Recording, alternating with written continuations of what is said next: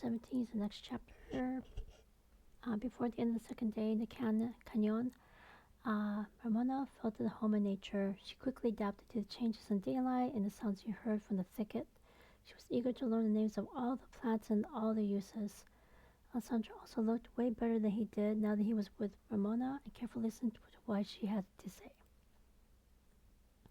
At the twilight of the third day, they continued their journey. Alessandro was worried what the future brought them. He didn't have any land or money to sustain them. As soon as Ramona got back in the saddle of Baba, she regained her cheerfulness. He told her that they'll be riding all night. They are headed to Mr. Hartzell's home. He's an ally and gave him money to buy his violin.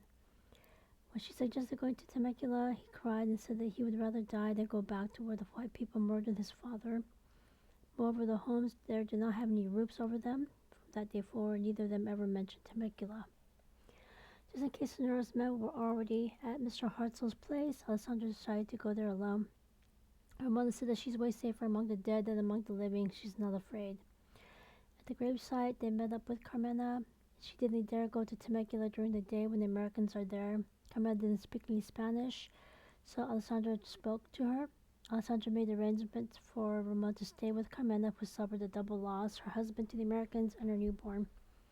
Carmena also used her hands to communicate with Ramona. Carmena took Ramona to her husband newborn's gravesite.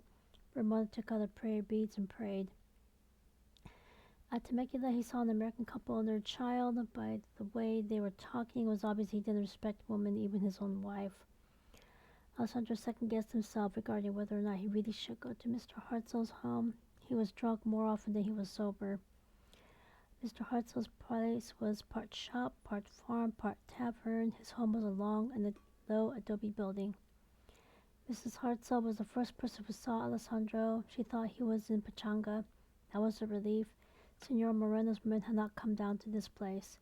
He told her exactly what had happened to his father and his people.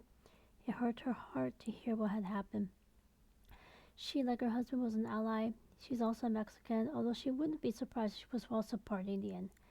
He told her that he spent the entire summer at Senora Moreno's ranch. She knew her son and wasn't surprised that he doesn't talk much. Alessandra told her that he would like to speak with her husband. However, he could see that he was busy at his shop. She admitted that were quite a few men from San Francisco who patronized his shop. She told him that his violin is there. She would go and get it. He refused, saying that he needs to sell it. He needs more money. He needs money more than his violin. Sadly, Mr. Hartzell was drunk and won't be sober until the morning. Alessandro told her that he has to leave that night. He must go to San Diego.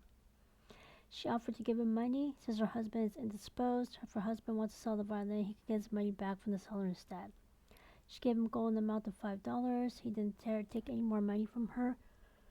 She told him it's a shame. She and her husband kept them in her thoughts and prayers. Alessandro said he's glad his father's dead, but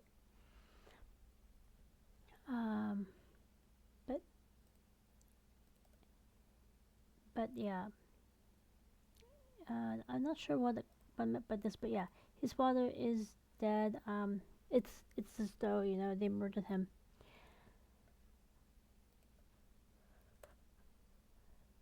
She told him to go as quickly as he could because the drunk men at the tavern were getting more verbose. She asked him if he was afraid. He said that he's used to it and can always manage her husband. He saw that the other drunk men were from San Francisco.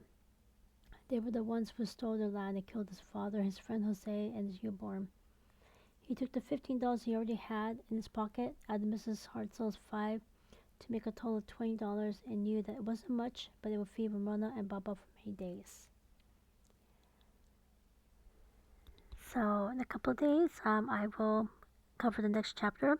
Until then, I hope all of you have a nice weekend. Questions, comments, constructive criticisms, asking for clarification, let me know. And I shall see you next time. Take care.